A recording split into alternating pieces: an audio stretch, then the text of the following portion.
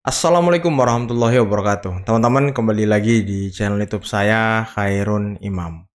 Nah, ini ada kabar terbaru dari dunia politik Indonesia di mana tersiar kabar bahwa kenaikan PPN 12% akan dijadikan alat para pembenci maupun banteng untuk merusak hubungan Pak Jokowi dengan Pak Prabowo, teman-teman. Jadi mereka akan mengadu domba Pak Prabowo dan Pak Jokowi terkait dengan kenaikan PPN ini.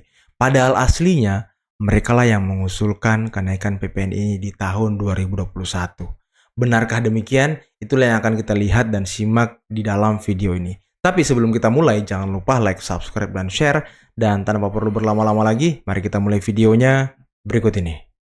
Guys, UU kenaikan pajak itu disahkan tahun 2021 oleh DPR. Siapa ketua DPR-nya? Dari PDIP. Siapa ketua panjanya? Dari PDIP. Siapa fraksi dengan anggota DPR terbesar? PDIP. Siapa partai pendukung presiden yang lalu? PDIP. Amanat UU kenaikan pajaknya mewajibkan pemerintah menjalankannya mulai tahun 2025. Kader PDIP juga terpantau mendukung kebijakan ini di 2021. Jadi tentu pernyataan bahwa pemerintah kejam, saya kira itu pernyataan seperti yang dilontarkan oleh Bang Mardhani, itu sangat kejam, bahkan keji kalau menurut saya. Ya, karena tidak mungkin ya bahwa kenaikan pajak itu dimaksudkan untuk membuat rakyat menderita. Sampai sini paham ya, kalau nggak setuju, siapa yang harusnya kita kritisi. Dan fakta selanjutnya, Presiden Prabowo ingin memastikan rakyat kelas menengah ke bawah tidak terbebani dengan kebijakan ini. Kenaikannya dibatasi hanya untuk barang mewah, produk gaya hidup premium, kebutuhan tersier. Nah, artinya kalau mau kasih apresiasi, sudah paham ke siapa ya? Ke Pak Prabowo dong. Bos, ini amanah undang-undang, perintah, secara konstitusi wajib dijalankan. Jadi, yuk kita palingkan telunjuk ke pihak yang paling bertanggung jawab. Siapa? PDIP dong. Soalnya sudah pada mulai cuci-cuci tangan. Pencitraan nih. Kata Ganjar Pranowo, kebijakan menaikkan PPN bisa menjadi badai besar yang menumbangkan pohon kehidupan. Waduh. Kata Mbak Puan, kebijakan menaikkan PPN membuat perekonomian rakyat semakin sulit. Kata Rieke Diah Pitaloka, tolak PPN 12%. Tolak PPN 12%. Bangun. Kan yang menginisiasi RUU HPP PDI Perjuangan. Yang menjadi pimpinan panja RUU HPP, Dolfi dari PDI Perjuangan. Wow. Yang menjadi sales RUU HPP, Deddy Sitorus dari PDI Perjuangan. Pajak adalah instrumen negara untuk melahirkan keadilan.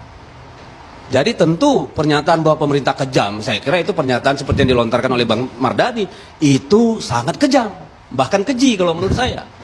Ya, karena tidak mungkin ya bahwa kenaikan pajak itu dimaksudkan untuk membuat rakyat menderita. Asik. Itu dulu kita sekali sepakati. ya kata-kata Bung Deddy ya. Ngerti sekarang? Ngerti dong. Masa nggak ngerti?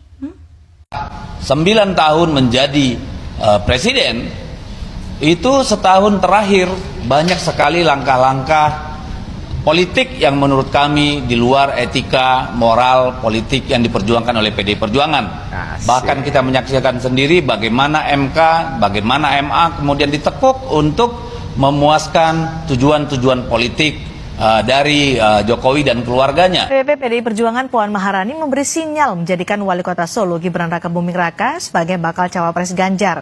Menurut Puan, peluang terbuka jika Mahkamah Konstitusi mengabulkan gugatan untuk menurunkan syarat usia cawapres dari 40 tahun menjadi 35 tahun.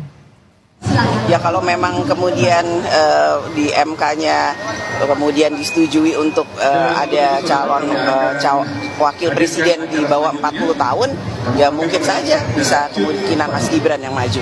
Waduh. Wong ngomong kok mintra-mintri saenake udeli dhewe.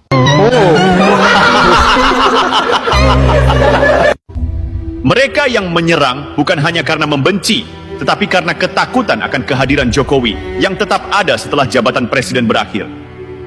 Mereka takut bahwa meski tak lagi di posisi kekuasaan, pengaruh Jokowi tetap hidup. Dan diamnya Jokowi bukan berarti dia tak peduli, melainkan dia membiarkan mereka menghabiskan energi mereka sendiri dengan kebencian yang tak ada habisnya. Diamnya dia adalah bentuk penghinaan balik yang lebih halus, namun jauh lebih tajam. Tentu orang-orang ini tidak memahami kenapa Jokowi bisa tetap tenang. Mereka mungkin berpikir, loh kok nggak marah sih? Seharusnya kan dia menanggapi. Tapi justru disinilah letak kepintarannya. Dia tidak akan membuang waktu untuk menjawab orang-orang yang tidak punya argumen yang layak. Bukankah lebih baik dia tetap fokus pada apa yang lebih penting daripada terjebak dalam pertengkaran yang tidak berujung?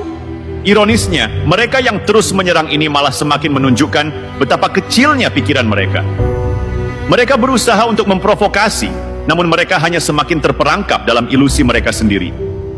Jokowi tahu tidak perlu menghabiskan energi untuk membalas serangan dari orang-orang yang sebenarnya hanya ingin memancingnya keluar dari kesabaran. Dan itu, diam yang penuh makna adalah salah satu cara paling bijaksana untuk menghadapi kebencian yang tak ada habisnya. 2021 itu adalah pemerintahan daripada Presiden Jokowi. Tetapi Presiden Jokowi ini kan diusung oleh PDI Perjuangan. Jadi inisiasi HPP itu adalah memang inisiasi dari partai penguasa, partai yang mendukung Presiden, PDI Perjuangan.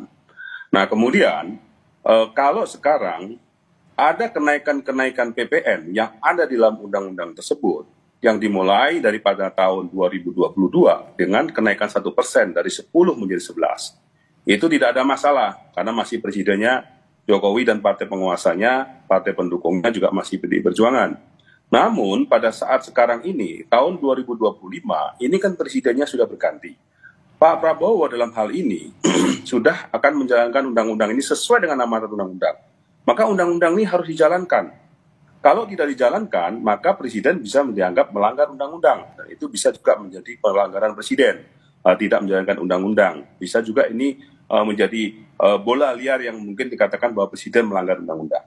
Nah, kalau sekarang Presiden sudah memberikan suatu solusi dengan kami kemarin berkonsultasi dengan Presiden, di mana undang-undang PPN, kenaikan PPN ini hanya untuk PPNBM, untuk barang-barang mewah, ya kan? Nah, ini adalah untuk barang-barang mewah. Namun dalam hal ini konstelasi berjalan seakan-akan bahwa PPN 12% ini bisa diturunkan 5-15, bisa naikkan pada saat Rike dalam paripurna. Dari sesama daripada anggota DPR pada saat paripurna mengatakan seperti itu. Kader dari PDI Perjuangan, Rike mengatakan bahwa pemerintah bisa menurunkan 5-15 dan inginkan menurunkan dan membatalkan. Tapi itu kan pembohongan publik yang dilakukan. Pada saat paripurna itu ayat pasal 7 ayat 3 itu dibaca, ayat 4-nya nggak dibaca. Nah, ayat 4-nya itu adalah bahwa rentang 5 dan 15 itu bisa dipakai, itu adalah kesepakatan pemerintah dan DPR, dan pemerintah membuat suatu PP untuk penyusunan RAPBN. Saya garis bawahi, RAPBN. Nah, kenapa RAPBN? Karena asumsi APBN terhadap penerimaan pajak itu adalah ditentukan. Nah, permasalahannya sekarang ini, tahun 2025, pemerintahan Pak Prabowo itu sudah mendapatkan APBN yang sudah diketok pada zaman Pak Jokowi. Bagaimana kita bisa mengulang lagi RAPBN pada saat dengan 2025 yang sudah berjalan? Nah, ini kan mekanisme RAPBN pemerintah. Jadi artinya ini, kenapa pada saat paripurna mengatakan ayat 3? Pasal 7 ayat 3 dibaca, ayat 4-nya nggak dibaca. Itu yang dipertanyakan oleh dari Partai Gerindra ya. Umum Partai Gerindra, Rahayu Saraswati Joyo Hadikusumo mengaku heran dengan respons kritis PDIP terhadap kenaikan pajak pertambahan nilai atau PPN menjadi 12%. Kami kutip dari laman kompas.com, Rahayu mengungkit bahwa ketika rancangan Beleit itu dibahas di DPR dalam rancangan undang-undang tentang harmonisasi peraturan perpajakan atau RUU HPP, PDIP merupakan fraksi yang mendapatkan jatah kursi Ketua Panitia Kerja atau Panja. Melalui kadernya, Dolvi Otniel Fredrik Palit, itulah kenapa saya heran saat ada kader PDIP berbicara di rapat paripurna, tiba-tiba menyampaikan pendapatnya tentang PPN 12%, kata Rahayu dalam pesan singkatnya kepada kompas.com.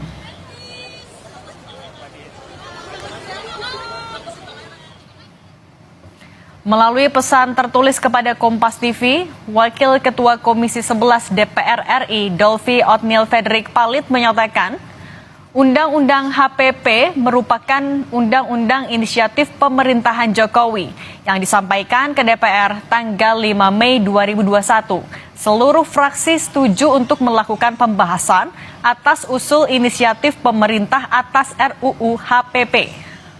Waduh, ngeri banget. Selanjutnya, RUU HPP dibahas bersama antara pemerintah dan DPR Komisi 11, disahkan dalam paripurna tanggal 7 Oktober 2021. 8 fraksi PDI Perjuangan, Partai Gerindra, Nasdem, PKB, Demokrat, PAN, P3 menyetujui Undang-Undang HPP kecuali fraksi PKS. Dolvi menambahkan pemerintah dapat mengusulkan perubahan tarif dalam rentang 5% sampai 15%.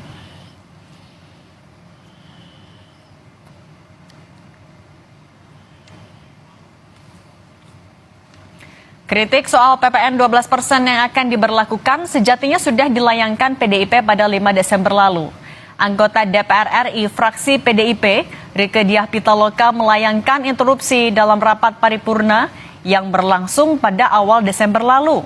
Dalam interupsinya, Rieke meminta pimpinan dan anggota DPR RI untuk mendorong Presiden Prabowo Subianto membatalkan rencana kenaikan pajak pertambahan nilai menjadi 12% pada Januari 2025. Rieke menekankan dalam UU HPP dijelaskan bahwa PPN bisa diubah menjadi paling tinggi 15% atau paling rendah 5%. Nah teman-teman, itulah tadi beberapa video yang bisa kita simak, yang bisa kita saksikan pada kesempatan kali ini terkait dengan kenaikan PPN 12%. Menarik ya bagaimana petinggi-petinggi banteng yang seolah-olah semua angkat bicara, interupsi, membuat video terkait dengan penolakan PPN 12%.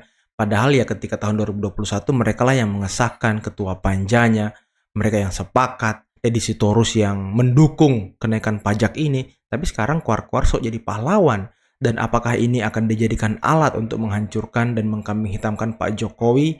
Ya, dengan tujuan ya mungkin ingin merusak dan meretakkan hubungan Pak Jokowi dan Pak Prabowo, teman-teman. Karena kan ini momen bagi mereka nih, Banteng dan juga para pembenci, untuk menyerang dan juga membuat hubungan Pak Jokowi Pak Prabowo menjadi tidak harmonis. Ya ibaratnya mereka akan melontarkan sedikit teriakan bahwa ya kan waktu itu presidennya Pak Jokowi, sekarang kan Pak Prabowo yang mengusulkan Pak Jokowi. Ya Pak Prabowo hanya jadi korban. Ya mungkin begitu-begitulah narasi-narasi yang akan dibangun oleh mereka untuk menyerang Pak Jokowi. Apalagi hubungan mereka kan memang sudah tidak baik, teman-teman, antara Banteng dan Pak Jokowi.